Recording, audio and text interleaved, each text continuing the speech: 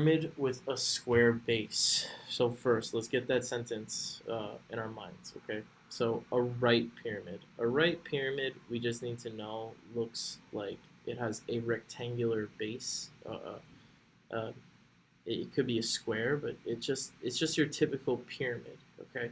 So typical pyramid, you have something like this, right? This is a typical pyramid. It goes up and it has these four faces like this. Now, that's maybe a little not the best, but basically what you want to do is you want to, when you're going through this, just get a picture of a right pyramid. And if you look on your reference sheets, so let's see if I can get reference sheets up. No, wait. So let's do this quickly. Let's see. Okay. So look, you see here, I have the reference sheet on this side, and it gives you a good picture right here of everything that's happening. This is a right rectangular prism right here. This one that I'm circling all the way on the left, and this is given to you the volume. Okay, so the volume is 1/3 length times width times height. The base is this bottom part right here. The base is that bottom part. Okay.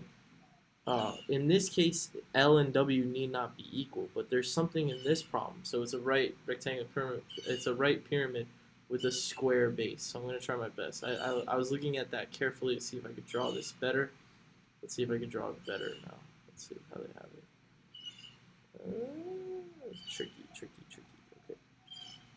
So we have something like that. Oh boy, here we go. Let's try. Did I do it? Okay, good. Yeah, that's as best as I could do it right now. But the whole thing is that it tells you that it's a square base in your case. So if this is W, let's say, then this length must be W because the square in a square, these two lengths are equal. And it also tells you that the volume of this rectangular prism is 252 cubic centimeters. So, whoop. Okay. The length of one side of its base is 6 centimeters. Okay, so now we know that this is 6. That forces this to being 6. The vertical height is what we are looking for if you read that next sentence. So it says rounded to the nearest centimeter, what is the vertical height? And if you look at that sheet, right, it gives you a formula for the volume. Volume is equal to 1/3 length times width times height, right? Length times width times height. But we know the length and the width are the same here. They're both 6. So it becomes 36/3 times h has to equal, we know the volume is 252. 36/3 is 12 times h is 252. And then I divide by 12 to get h. And it says to the nearest centimeter that I need to round. So let's see what I get here.